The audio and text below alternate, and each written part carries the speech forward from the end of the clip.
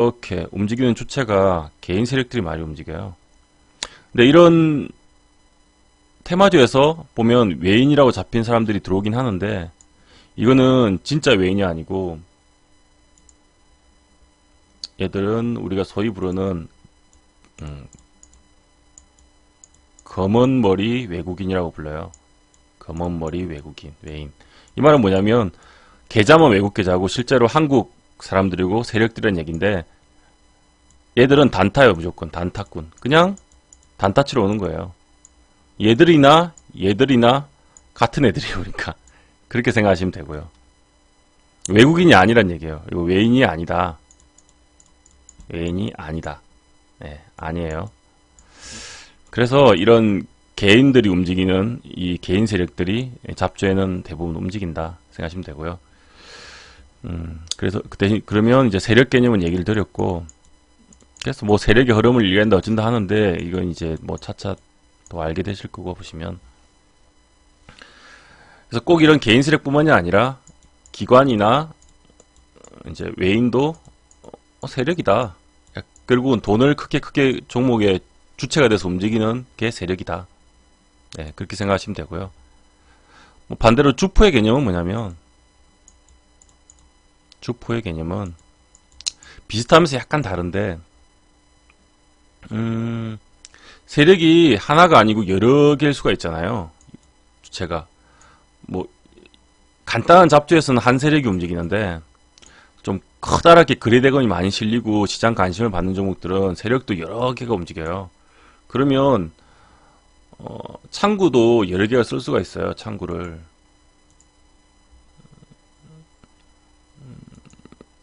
예를 들면 이 거래원이 있잖아요. 네, 거래원이 뭐 미래에셋이 될 수도 있고 삼성이 될 수도 있고 대신이 될 수도 있고, 그럼 어떤 세력은 여기를 쓸 수도 있고 뭐 여기를 쓸 수도 있고 그런 게 개념이 있을 거 아니에요. 그러면 뭐 그런 창구 분석을 해서 이런 창구에서 들어오는 애들이 뭐 주포다. 그러니까 선도적으로 이끄는 세력을 얘기하는 거예요. 주포라는 거는 세력 중에서 선도적으로 이끄는 세력. 반대로 이제 이거는 잡주일 때 얘기고, 뭐 기관들이 외인 기관들이 들어온 데서는 좀 더 구분하기가 더 쉽겠죠.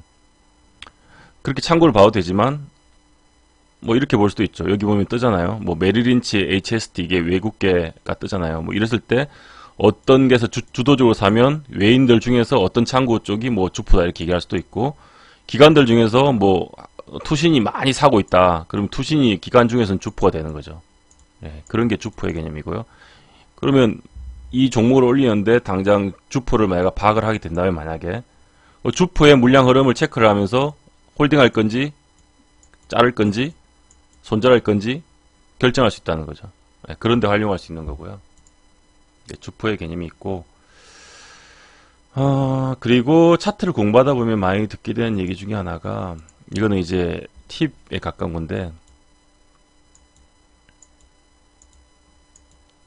라운더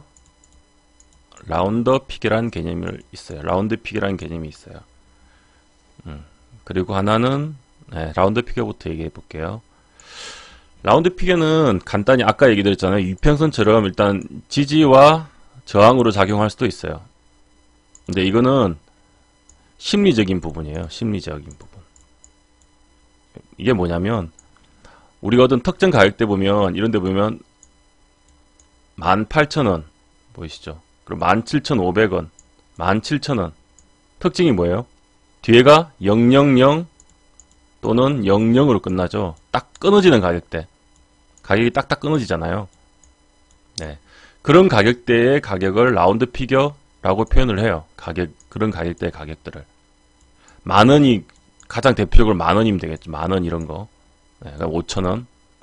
이때는 사람 심리가 이왕이면 라운드 피겨에서 팔고 이왕이면 라운드 피겨를 뭐 넘어가면 사고 싶다 이런 심리가 강해요. 심리적인 지지와 저항이 되는 거예요. 내가 만약에 뭐 9,000원에 샀으면 이왕이면 만 원까지 보겠다 이런 사람들도 생각보다 많거든요. 그리고 이왕이면 만 원을 지지하면 난 사겠다 이런 사람도 많고. 그래서 라운드 픽이라는 그런 개념이고, 그러니까 매수 매도를 웬만하면 보통 사람은 라운드 픽에 건다는 얘기예요. 그래서 심리적인 지지와 저항이 될 수 있는 걸 라운드 픽이라고 얘기를 하고요. 그리고 얘기를 하다 보면 또 지금은 용어니까 간단간단히 얘기를 하고 넘어가는데요. 예.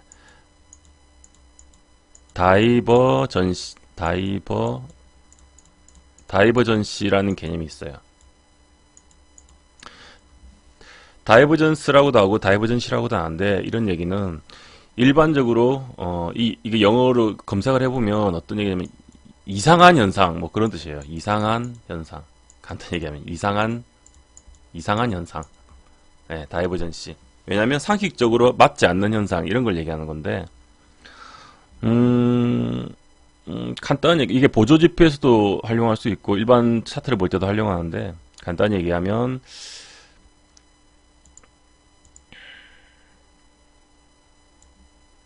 우리가 주가가 오를 때는 예를 들면 좀 대형주로 봐야겠네요.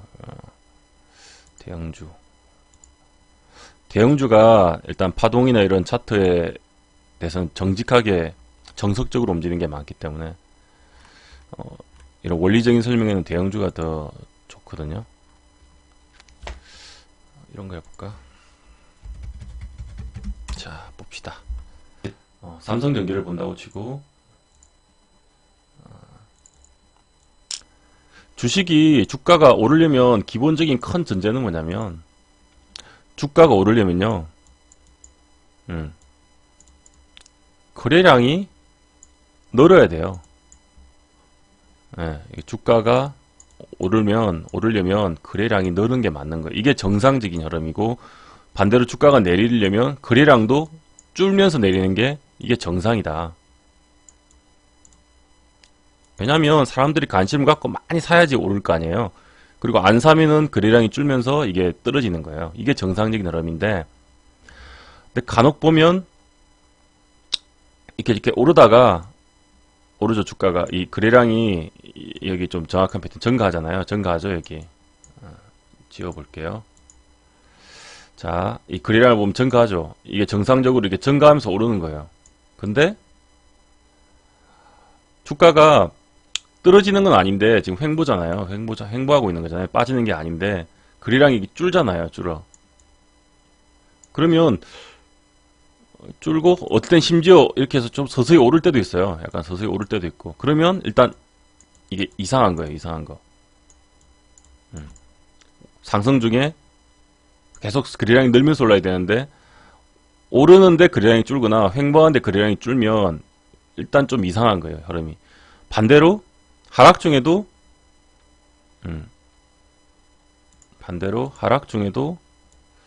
자, 한번 볼까요? 자, 이런 거 보죠. 하락하고 있잖아요. 하락을 하니까 뭐 이렇게 거래량도 주는 게 맞고, 그죠? 정상적인 흐름이에요. 여기도 다시 하락을 하니까 거래량도 주는 게 맞는 거예요. 근데 하락을 했는데 어느 순간 이렇게 축 빠졌는데 뭔가 거래량이 푹 생겼어요. 빠지는데. 또 여기 보세요. 하락을 했는데 순간적으로 이제 하락을 하는 큰 추세는 하락이잖아요. 근데 순간적으로 거래량이 팍 터지면서 쫑긋 나오면서 큰 추세가 하락인데도 불구하고 거래량이 팍 증가했어요. 그러면 이것도 뭐다? 이상한 거예요. 이상한 거. 이상하다. 그래서 다이버전시가 어떤 개념에서 나오냐면 이상한 현상을 얘기하는 건데, 그 이상한 현상이 생길 때 사실 이게 추세적인 변화가 나올 수 있다는 거예요. 그런데 체크할 수도 있고, 보조지표를 나중에 볼 때도 뭐 저는 보조지표를 별로 선호하지 않는데 구행성이라, 보조지표에서도 똑같이 보조지표도 표면적으로 보이는 현상이 있고, 이 다이버전시를 이용해서 더 좀 깊게 볼 수가 있는 거예요. 보조지표를 볼 때도. 그럼 다음에 보조지표 얘기할 기회가 있으면 얘기 드리고요. 어쨌든 정상적인 흐름은 주가가 오를 때 거래량이 늘어야 되고, 주가가 떨어질 때 거래량이 줄어야 되는데, 그 반대적인 현상이 나올 때는 뭔가 신호라고 볼 수 있는 거죠. 신호. 조금 더 관심 있게 봐야 된다. 내가 매수나 매도 타점이 될 수가 있다. 그런 개념의 다이버전시라고 알고 계시면 될 것 같아요.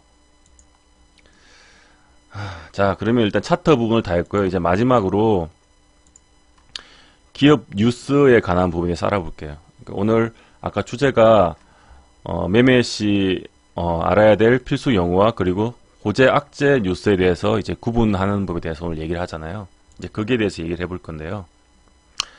자, 기업 뉴스를 보면 이런 뉴스가 우리가 많이 나오잖아요. 이렇게 볼 수 있는데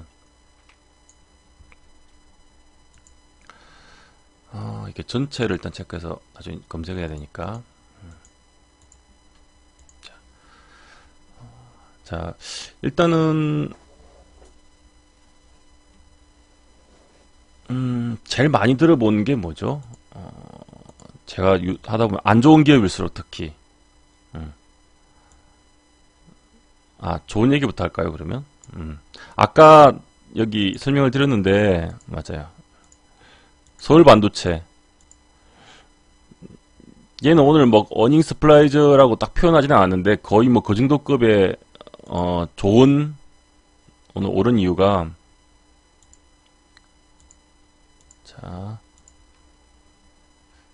이런 거 보면 근데 주식 하려면 되게 잘 하려면 되게 부지런해야 돼요. 갑자기 그 생각이 드네. 어설프게 게으른데 주식으로 돈 벌겠다는 거는 사실 좀 너무 아니라고 약간 양심 없는 생각일 수도 있는 거예요. 그래서 열심히 찾아보고 열심히 여러 정보를 보고 분석하고 계획하고 자, 서울반도체가 오늘 급등이 나온 이유는 1분기 연결 매출액이 전년 동기에 비해서 9.8인데 문제는 문제가 아니고 좋은 점은 영업이익은 226% 증가한 234억 원을 기록했다. 순이익도 52.1%인 67억 원이다. 그러니까 뭐 딱 어닝스 프라이즈에 맞는 건 아니지만 거의 준 어닝스 프라이즈급의 실적이 나온 거예요. 이 정도면 영업이 226% 증가하고 막 했으니까.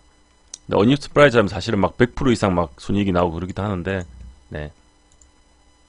그래서 어닝스 프라이즈라는 개념은 뭐냐면 어닝 스플라이즈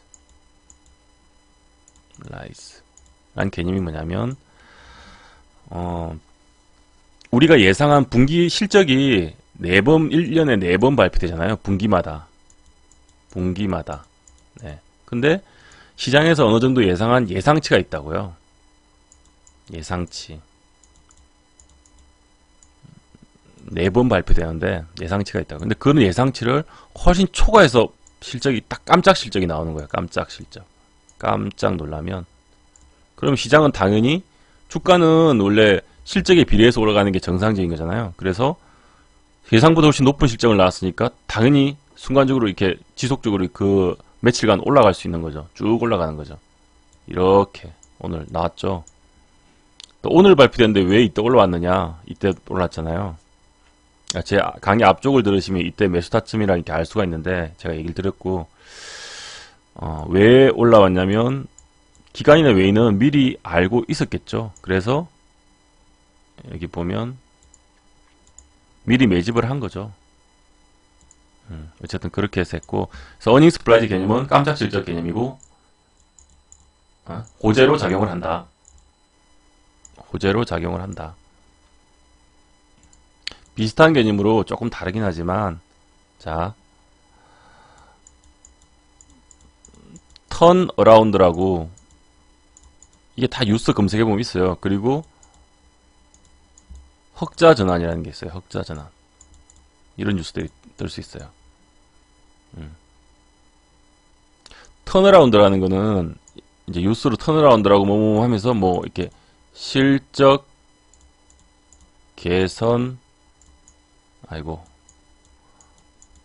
기대감이 있다. 기대감이 있다.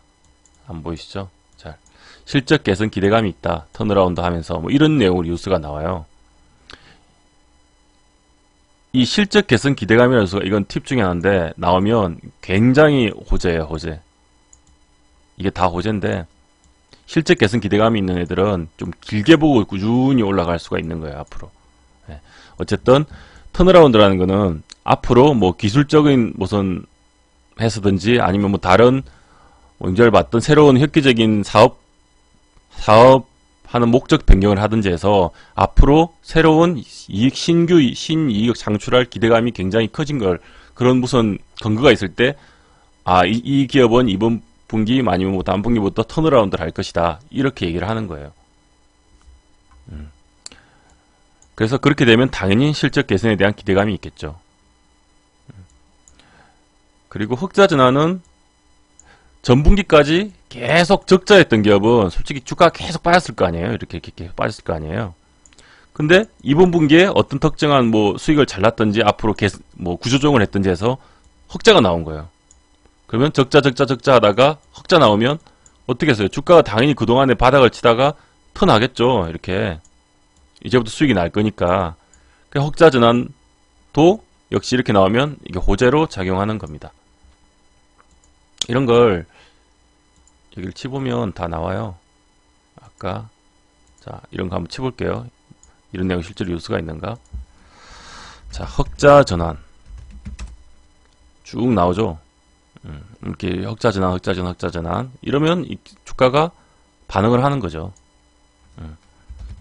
턴어라운드 자 보이죠? 이런 내용이 있죠. 그러니까 뉴스도 항상 체크를 하셔야 되는 거예요. 네, 하반기 턴어라운드 어쩌고 합니다. 읽어보면 다 뭐 그런 내용이에요. 턴어라운드 어쩌고 저쩌고. 그래서 실적 개선이 기대된다. 매출 증대가 뭐 기대된다. 이런 식으로. 그리고 뭐 아까 뭐였죠? 어닝 용어가 정확히 철자가 맞는지 모르겠는데 스플라이즈 얘는 없구나.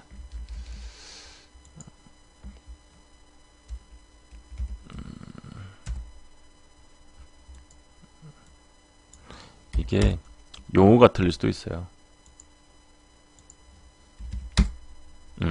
나왔죠. 이게 줄여서 어닝 시전. 여기 있네. 어닝 스프라이즈 보이시죠? 뉴스 기사가 다 떠요. 어닝 스프라이즈 나오면 역시 이때도 보면 이게 뜨니까 반응을 하는 거죠. 어닝 스프라이즈 나오면. 종목 코드 연결을 한번 해볼까요?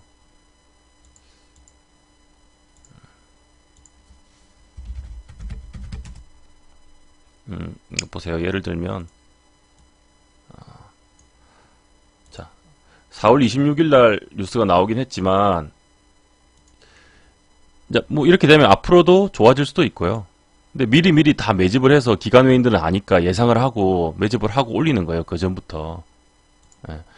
그래서 이런 뉴스 나오기 전에도 왜 어느 정도 차트나 기술적으로 볼 줄 알아야 되냐면 미리 알 수 있다는 거죠. 이렇게 이미 때 뭐 다 매수 주체들이 매수를 하고 이미 다 매집을 하고 이런 데서 잡아놔야지 실제로 어닝 스프라이즈 나왔을 때 슈팅이 나왔을 때 이제 팔든지 아니면 이제 순간적으로 팔아도 이런 실적이 좋은 기업들은 또 눌렸다가 또 가요. 계속.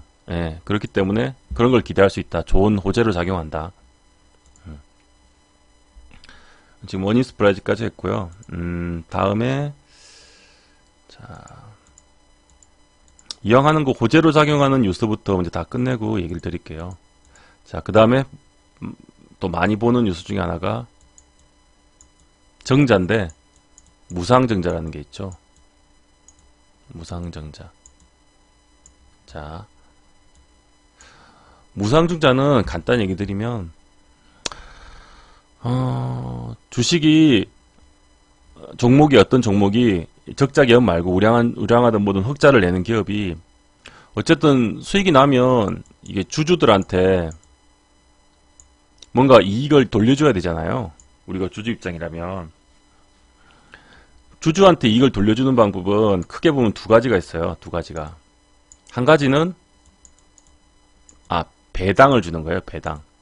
배당금은 아시죠? 보통 1년에 한 번 주든지 두 번 주든지 특정 퍼센트의 돈을 내가 가진 주식 보유한 거에 비례해서 우리한테 돈을 그러니까 우리가 수익이 났으니까 주주들한테 이익을 나눠주겠다고 해서 십정 뭐 주식을 싸줄 수도 있고 현금을 줄 수도 있고 현금 배당도 할 수도 있고 그런 걸 배당이라고 하거든요. 배당금, 배당 라고 하거든요.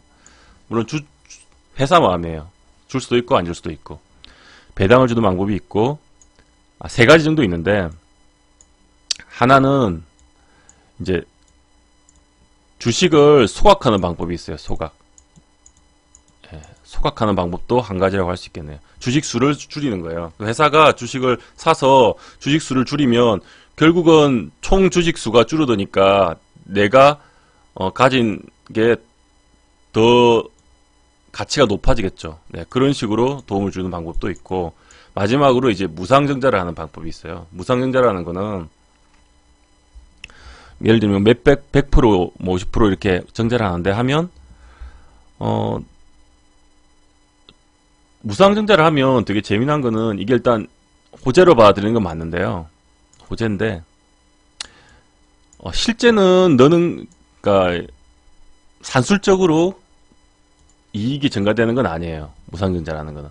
왜냐면 주식수를 그만큼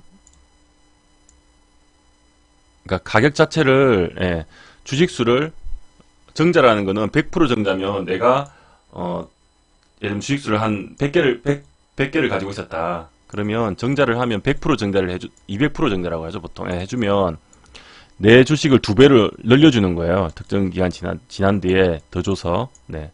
그럼 내가 200개가 되지만 주가는 그에 대한 이제 권리락이라고 해서 보정을 해주거든요. 그래서 실제로 주가가 10,000원이었다 그러면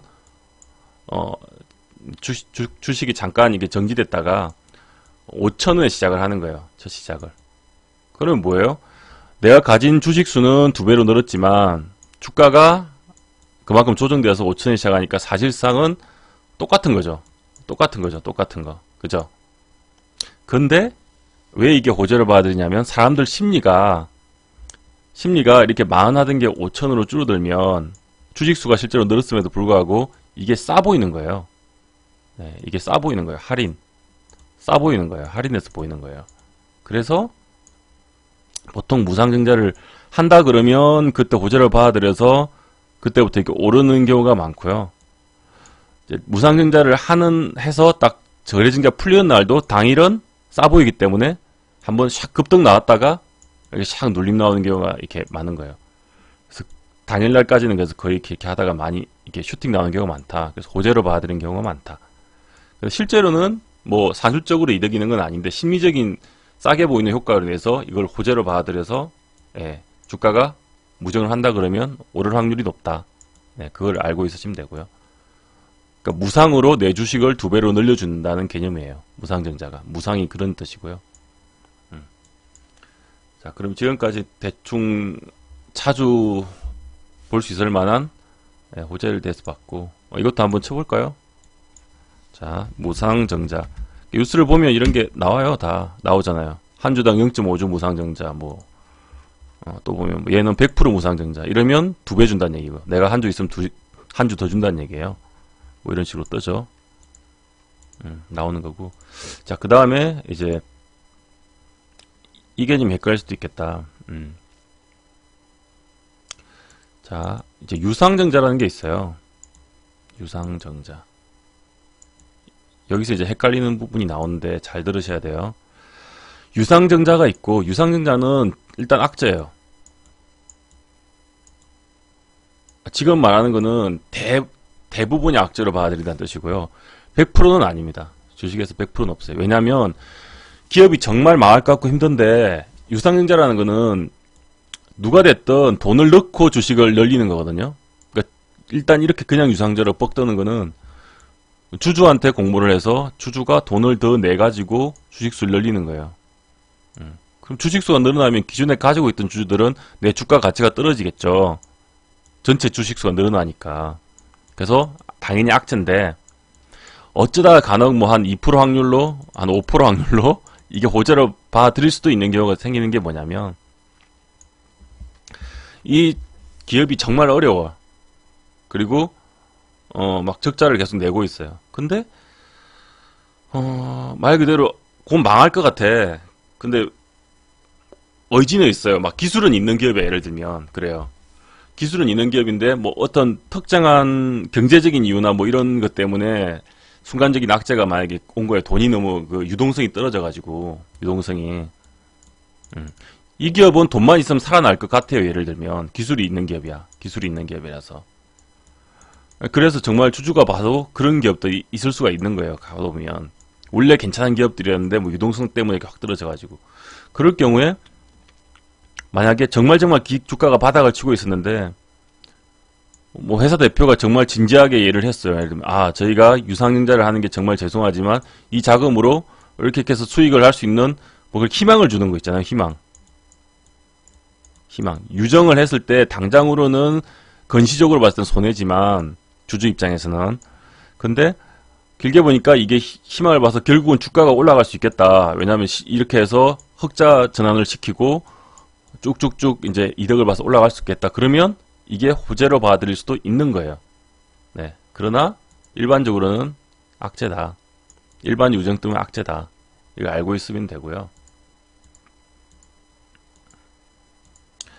두 번째는 근데 이게 또 다른 개념인데 유상증자가 아까 얘기 드렸잖아요. 자, 근데 유상증자를 하긴 하는데 자, 여기서부터요. 제 3자 배정이다. 이 말 차이가 별로 없는데 이게 일반적으로 악재거든요, 이거는. 근데 이거는 일반적으로 호재로 봐드려요. 근데 이거 웃기죠? 이거 하나 붙었다고, 제 3자 배정 붙었다고. 얘는 악재인데 얘는 호재라니까요. 얘는 호재예요, 호재. 이게 뭔 말이냐면 유상증자를 그냥 한다는 얘기는 보통 주주들한테 돈을 내서 사라는 얘기예요. 그렇게 많이 해요. 주주들한테 이렇게 공모를 받아갖고 사는 거라서 결국은 주주가 돈을 내고 사니까 이제 주가 가치가 빠지는 건데, 그리고 내 돈을 더 넣어야 되잖아요. 나는 주식 그대로인데 남이 이렇게 해가지고 넣으니까 이게 떨어지는 거잖아요. 내 돈 내야 되니까. 근데 유상증자 제3자 배정이라는 거는 지금 현 주주가 아니고 다른 돈이 되게 많은 다른 기업이나 뭐 이런 데서 돈을 넣어갖고 주식수를 비율을 가져가는 걸 뜻하는 거예요. 이 말은 뭐냐면 이 목적이 있겠죠. 이걸 사주는 기업이 목적이 있겠죠. 예를 들면 뭐 M&A를 넣을 수도 있고, 아니면 기술적인 제휴를 할 수도 있고, 아니면 이 기업을 뭐 나중에 이 기업한테 무슨 기술 협력이죠. 뭐 이렇게 해서 MOU라고도 하는데 뭐 이런 걸 맺을 수도 있는 거예요. 그러면 어쨌든 좋은 목적이, 특정 목적이 있어서 들어왔기 때문에 이 기업에 대해서는 가치가 올라갈 수가 있는 거예요, 앞으로. 어쨌든 뭐 외우시면 되니까. 어쨌든 주상증자 제3자 배정은 그래서 호재로 일반적으로 작용한다. 알고 계시면 되고요. 그래서 차이가 있다. 다 끝나가니까 이제 몇 개 안 남았어요. 자, 그리고 대표적인 또 악재로 봐야 되는 것 중에 하나가 CB 발행이라고 해요. CB 발행. CB. 요게 아니고요. 그리고 BW라고 해서 이게 뭐냐면 CB는 전환 사채라고 얘기를 해요. BW는 이름이 뭐 신주 인수권 신주 인수권 부사채 이렇게 얘기를 하거든요.